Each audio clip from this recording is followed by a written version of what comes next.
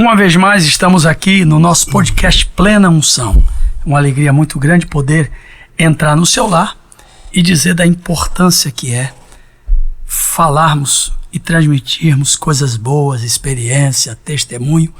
E hoje eu estou recebendo um amigo, um irmão, um coordenador, que foi meu coordenador quando eu tinha de 13 para 14 anos. Isso não faz muito tempo. Meu amigo, pastor e doutor Jaime Guedes. Paz do Senhor, meu pastor.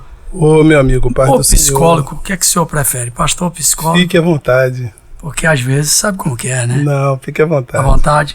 Como é que tá o senhor? Simplesmente servo. Eu vou chamar de senhor ou de você, porque... Você. Poxa, mas quando eu entrei na igreja... Sou uma pessoa jovem. Quando eu entrei na igreja eu tinha 13 anos.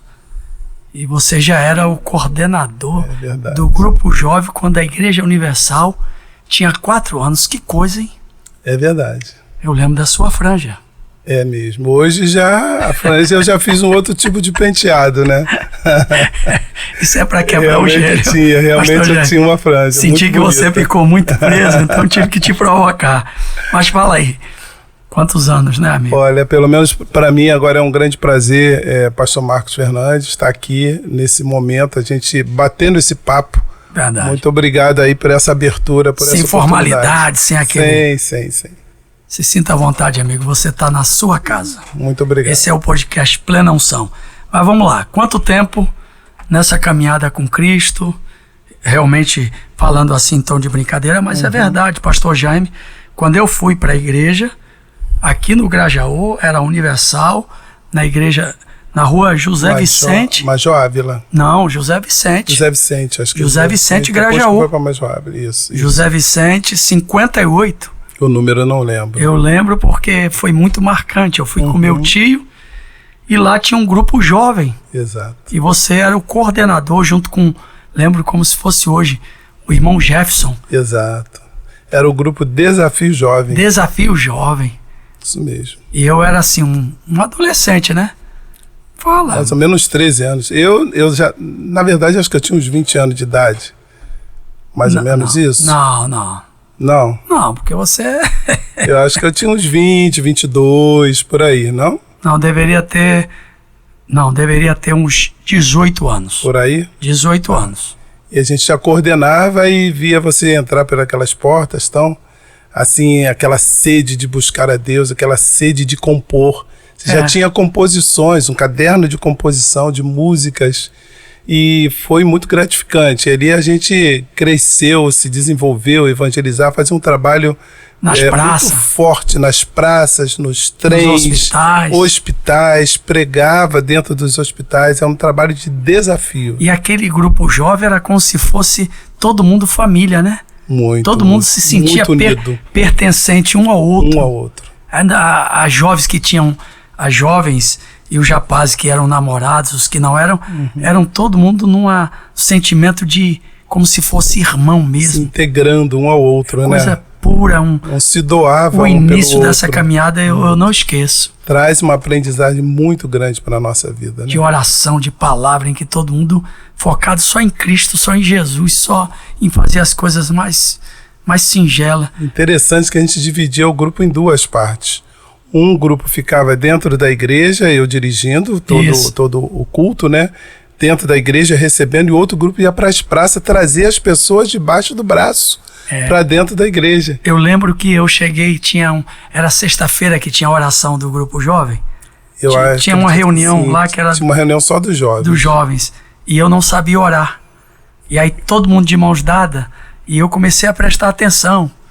E aí eu orava, mas eu não sabia o que era orar. Aí eu ouvi o irmão dizendo, Senhor, é assim mesmo. É isso mesmo, Pai. Aí eu comecei a entender, Senhor. Aí ali eu comecei a desenvolver... A simplicidade, né? Coisa muito singela, muito pura, meu Deus. A simplicidade é algo extraordinário na vida da gente. Agora, você cantava uma música que era Zaqueu. Do Carlos de Oliveira. Eu encontrei com ele segunda-feira passada na Câmara dos Vereadores do Rio. Que legal. E aí eu liguei essa lembrança, né? Como que era?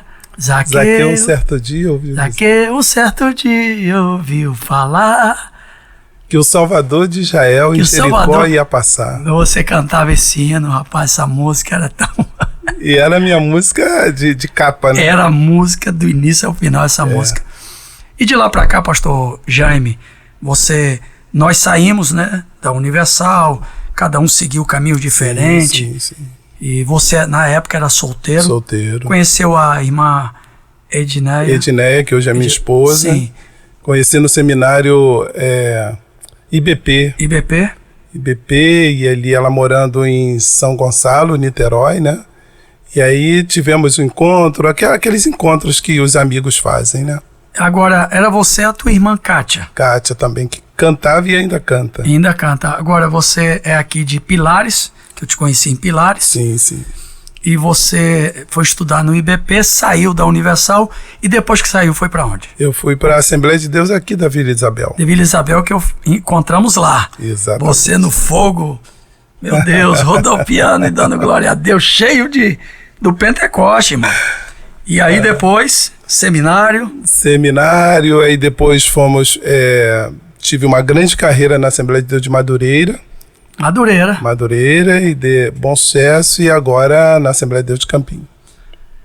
E nesse meio tempo você foi, além de teologia, foi fazer psicologia. Me conta aí essa trajetória. Eu, na verdade, estamos aí nessa carreira ministerial, 45 anos. 45 anos? Aceitei Jesus com 14 anos de idade, tenho mais ou menos 45, é o tempo que a Universal tem. Então, eu tenho 40 anos. É o tempo que a Universal mais ou menos tem, porque na verdade a Universal, começamos lá na abolição. Sim. A Universal era aquela antiga funerária, e aí... Nós fomos lá se apresentar. E aí o bispo Renato de Abreu Maduro, bispo Rodrigues, bispo Macedo, nós, na verdade, a gente ajudou a colocar os cartazes nos postes, olha só. É mesmo? Da Universal. Os nossos primeiros trabalhos de reunião foi ali no Cine Piedade. E quando você assistiu Nada a Perder 1, Nada a Perder 2, chegou a assistir? Uma lembrança. Você assistiu? Assisti. Aquele palanque do Meia, quantas das vezes fizemos trabalhos ali. É mesmo? Muito, muito bom. Qual é o teu conceito? Não é o conceito. O que você faz uma análise, não hoje, não pertencendo mais à Igreja Universal, e as pessoas têm o hábito de repente falar coisas que eu acho que não podemos jamais ser ingratos, porque aquela igreja representa um trabalho muito forte. Há uma frase muito emblemática que até o Bispo Hinaldo colocou lá na segunda-feira. As liturgias pode nos separar, mas o Evangelho nos une. Tipo assim. Sim. Então qual é o teu... Eu chego à seguinte conclusão: a Igreja Universal é um pronto-socorro espiritual, né? A Universal é a Igreja de Deus. E, na verdade, a minha mãe foi liberta na Igreja Universal, porque eu não era crente ainda, né? Minha mãe era espírita, né? Minha mãe manifestava todos os espíritos que você possa imaginar. E ali na Igreja Universal, na Corrente da Meia-Noite, que eu lembro. Meu Deus, Corrente da Meia-Noite. Meia-noite caía muita gente. E aí eu, muito jovem, 12 anos de idade, pedindo a Deus para que ela fosse liberta daqueles espíritos. Cada caída que ela dava no chão, eu ficava vibrando, orando, pedindo a Deus. E aí até que ela foi liberta, eu fui batizado nas águas, ela também depois foi batizada nas águas, e ali seguimos a carreira. Meu pai também liberto, e foi uma bênção de Deus. Então a Universal é uma porta do céu, né? É um pronto-socorro espiritual para a nossa vida. Porque muitas vezes as pessoas não entram numa igreja porque elas têm um preconceito acerca do que é a igreja, pastor. E ali eles fazem um trabalho tão dinâmico, emergencial. Eu não pergunto a religião, não pergunto a igreja. Vem, pá. O cara tá ferido, tá mal, tá não sei o que, tá derrotado. E ali encontra o alívio. E a Igreja Universal já trabalhou e trabalha para muitas igrejas. É igual o Souza Aguiar. Limpa, cura os feridos e depois o cara vai e procura um hospital, sabe? Exato. do plano de emergência, saúde. Depois ele vai no consultório, fazer um acompanhamento a longo prazo. A longo prazo. Então, eles têm eu gostei dessa sua resolução, não seria resolução. Seria a definição, né? Uma síntese do que é o trabalho da igreja. Eu tenho bons amigos lá. Sim. E eu tenho também maior respeito, porque por lá eu também passei. Meu início, minha carreira cristã começou lá. Né? Então não tenho problema com nenhuma denominação, com nenhuma igreja, e principalmente com a Igreja Universal, que faz um papel fantástico. Que Deus abençoe. Mas a tua mãe foi liberta, depois foram para a Assembleia de Deus. Sim. E aí você resolveu seguir o caminho acadêmico da psicologia. Como foi isso? E na psicologia eu entrei bem depois, né? Sempre trabalhei na área de RH, trabalhando com pessoas, e até que cheguei a uma conclusão, poxa, eu lido bem com isso. E, na verdade, desde a minha adolescência, que eu queria ser psicólogo. Sim. E alguém tirou isso do meu entendimento. Alguém falou assim, psicólogo não é coisa de Deus, Jaime. Eu era muito jovem, muito adolescente. Psicólogo não é coisa de Deus. Psicólogo mexe com algumas coisas sobrenaturais. E eu ficava com aquilo no meu coração e comigo, para não magoar aquela senhora de oração, eu falava assim, poxa, mas um dia eu vou ser.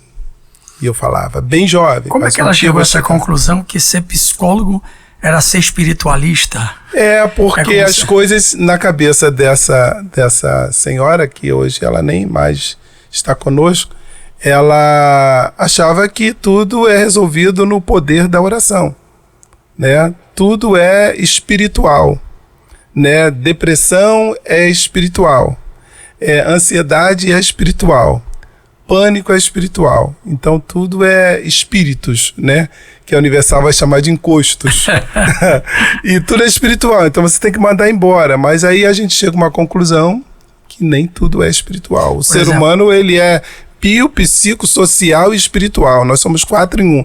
Nós somos um ser biológico, porque a gente precisa se alimentar. Não é tricotomo? Não, nós somos um ser psicossocial e espiritual. Ou seja, biológico que somos, que a gente precisa se alimentar, a gente precisa dormir, a gente precisa tomar banho, a gente precisa ir ao médico. Biológico, nós somos também um ser social. Eu preciso de contato com o outro. A gente todos os dias. Hoje o WhatsApp tá aí, as redes sociais, tem gente que fica igual um louco lá no WhatsApp, né? Mas você precisa do outro. Então eu sou um ser biológico, social, psicológico, porque eu tenho as minhas emoções, a gente chora, a gente sorri, a gente abraça, a gente deixa de abraçar, a gente tem pensamento, a gente tem amor, a gente tem ódio, a gente tem raiva, e tudo isso está na área das emoções. Mas também a ciência demorou a se curvar, porque ela só ficava entre que o homem é biopsicossocial. 3. O homem não é espiritual. Como a teologia define tricotomo. Exato. Corpo, alma e espírito. Exato. Sim. E aí a ciência se curvou que o homem tem uma fé.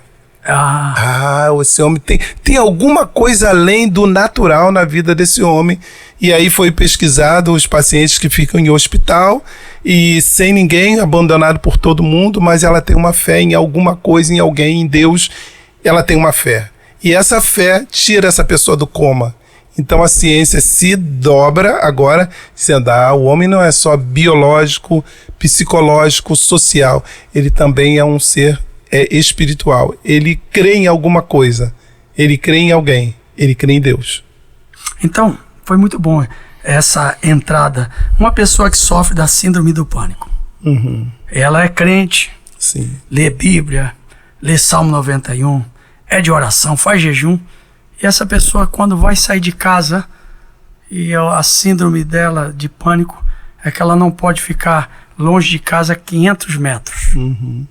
Isso tudo começa com a questão da depressão, né? A depressão hoje é o mal do século.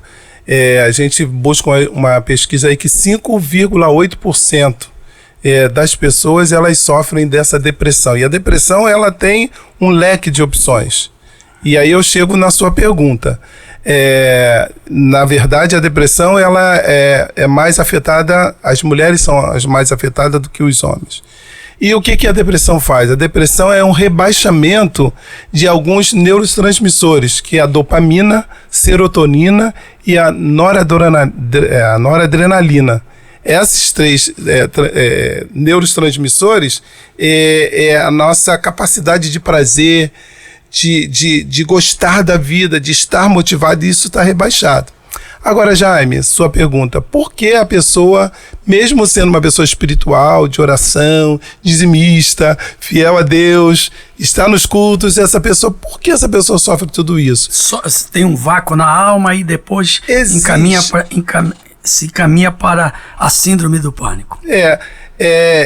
A depressão, na verdade, ela tem 3 níveis. É o nível leve, moderado e o nível grave, que a gente chama de depressão maior. Então defina o nível mais grave. Leve. O leve. Nível leve, eu tô com uma pequena tristeza aqui, sei lá, sentindo um negocinho aqui no meu coração, tá? Mas eu vou lavar uma louça, vou passar uma roupa, eu vou ver um filme, aquilo foi embora. Aquilo foi só passageiro. Foi. A moderada vai um pouquinho mais além. A leve eu não preciso de medicação, de intervenção. A moderada é uma tristeza um pouquinho mais avançada, que dura mais uns 2 dias, tô com isso aqui, mas daqui a pouco vai embora. A grave não. A grave ela perdura durante 6 meses. Se para a gente diagnosticar que essa pessoa tem uma depressão maior, ela dura mais ou menos 6 meses e ela pelo menos tem que ter 6 sintomas. Dos 10, que até... 6 sintomas? 6 sintomas. Olha aí. Dos 10 sintomas, pelo menos 6. Se ela tem 6 sintomas desse, ela está numa depressão maior.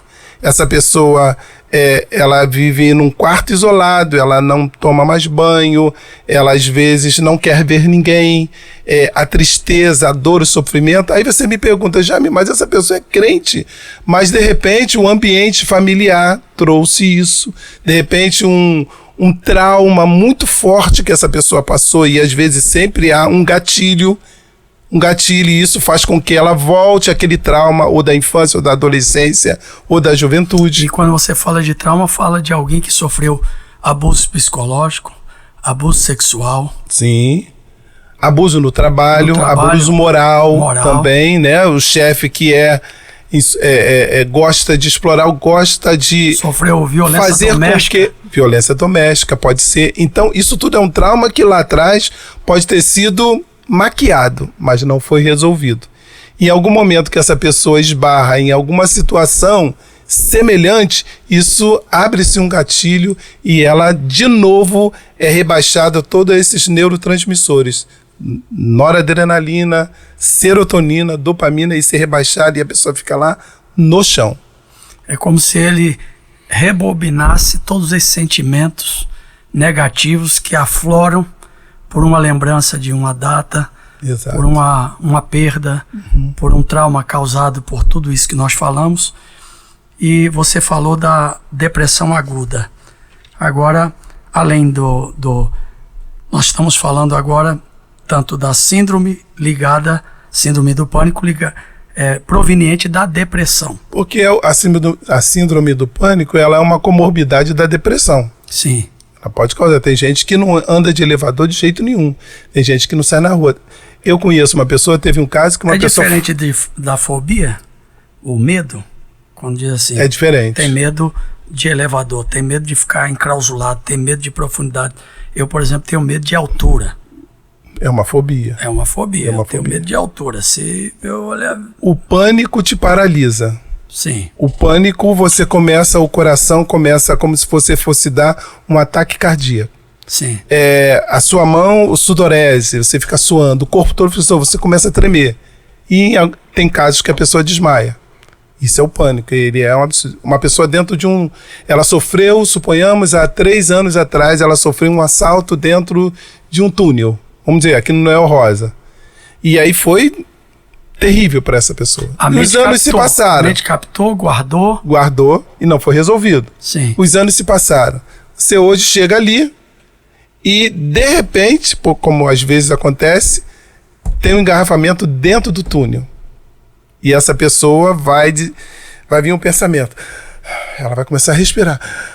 Abre os vidros. Aí manda abrir o vidro do carro.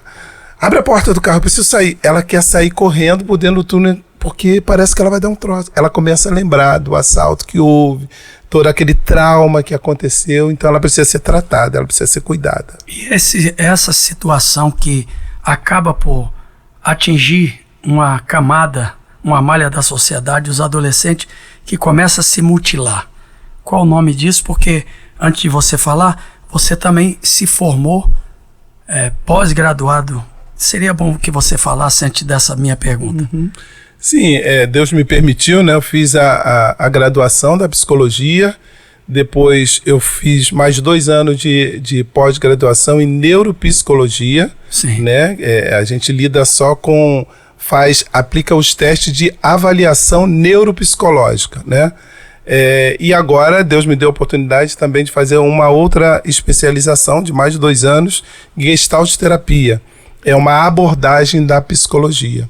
Né? Maravilha. Fora os hospitais que a gente já trabalhou aqui, e outros lugares. Antes de responder a pergunta, a você que está em casa nos assistindo, estou aqui com o nosso psicólogo Jaime Guedes. Este homem que tem um cabedal de experiência, é também um ajudador da obra de Deus e atende tantas pessoas. E eu sou testemunho de vidas que eu encaminhei para ele e que estava prontos a ceifar, a dar cabo da vida. E passando por ele não só orientou, como deu uma significação para que essas pessoas tomassem a decisão de não desistir.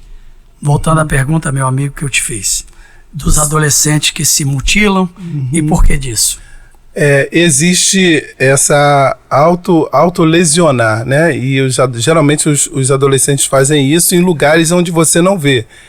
Geralmente os adolescentes fazem nos braços, aqui nas virilhas, e usam camisa, às vezes são frio tremendo, mas usam camisa de manga fria para ninguém ouvir. Por quê? O que é autolesionar, automutilação? Sim. Isso vem de uma dor, de um sofrimento no cérebro, em que essa pessoa não consegue dar conta, e aí vem os pensamentos mais horríveis possível, pensamento de morte, pensamento de dar cabo da vida, e tem pessoas que começam a dizer, olha, para que eu vim a esse mundo, para que Deus me permitiu vir a esse mundo, eu estou sofrendo, meu pai não gosta de mim, minha mãe não gosta de mim, fulano não gosta de mim, o que eu estou fazendo aqui?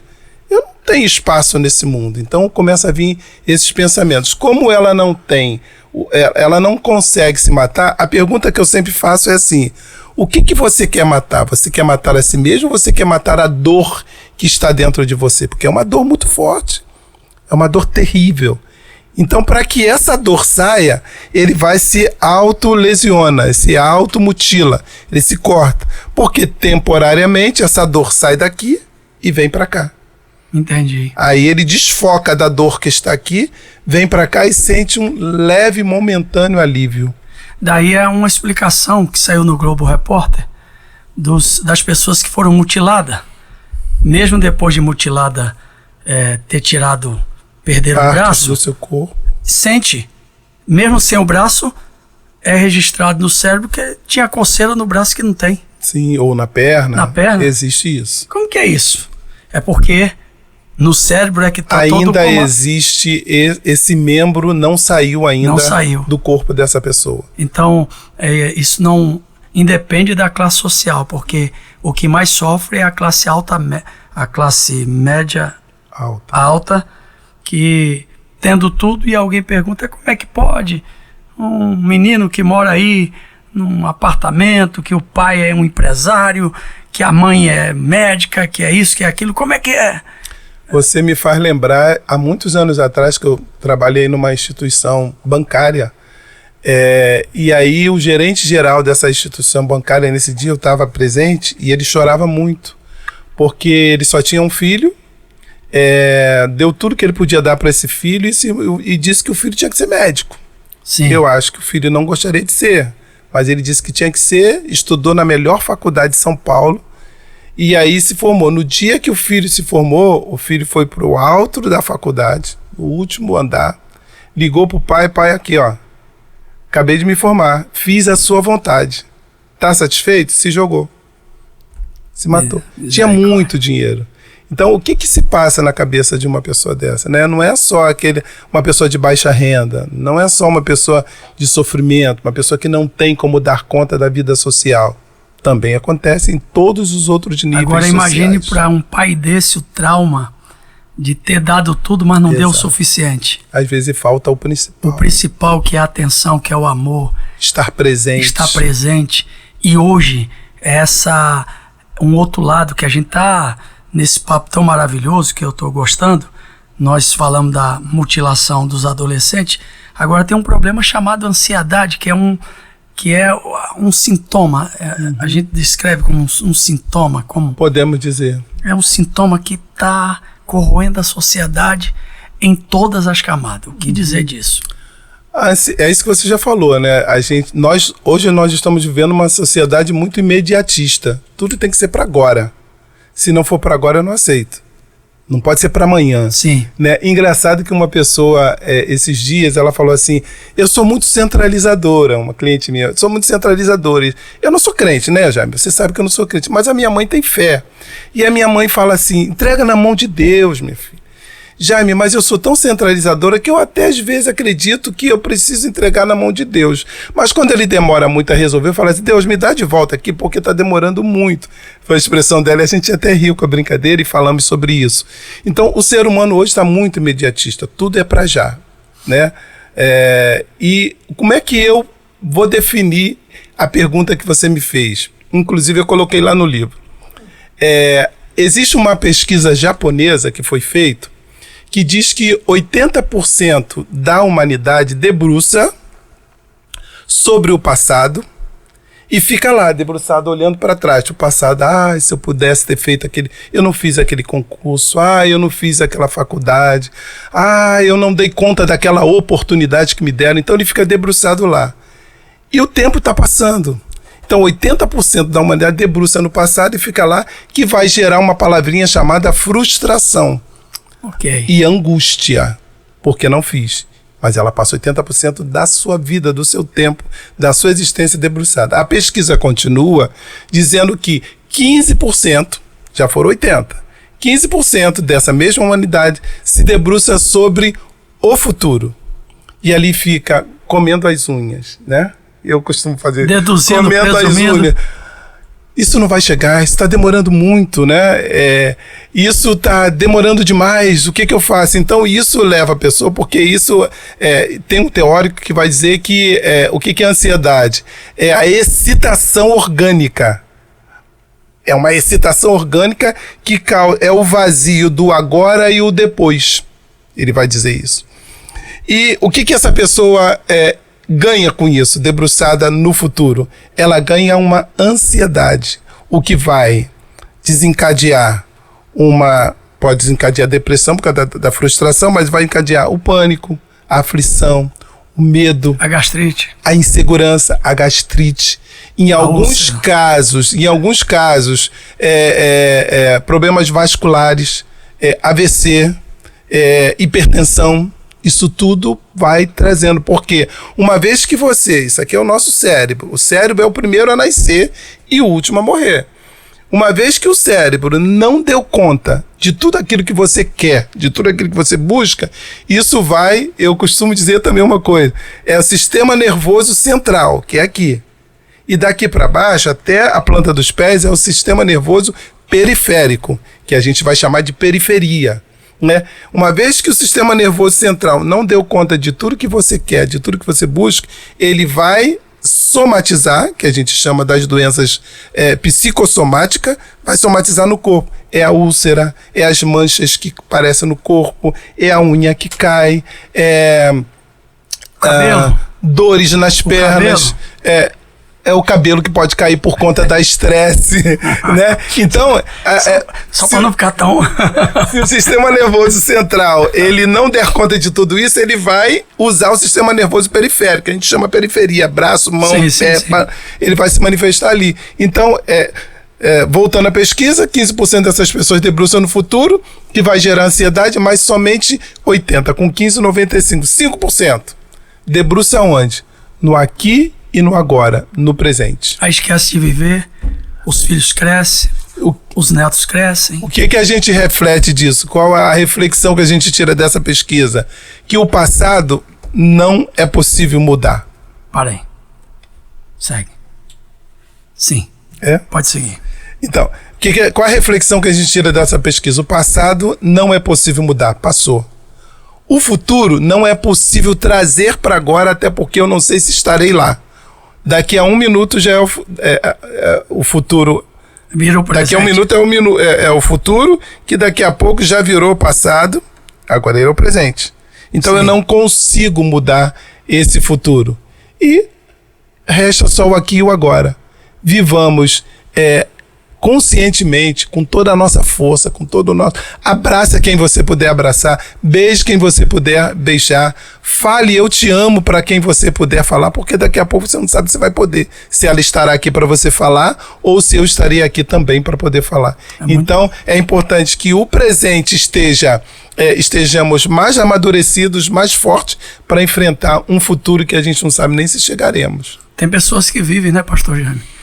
Doutor e psicólogo Jaime. Vou tratar de psicólogo e vou colocar pastor num segundo plano para depois a gente ir lá na frente e voltar. Pessoas que carregam o peso e a carga de todos. Ela se sente responsabilizada a dar conta, a satisfazer a necessidade de tantos e de tantas outras pessoas. Isso é o papel do líder, do pai de família, da mãe solo, ou do filho que muito cedo pegou a responsabilidade pela falha de um pai que foi embora.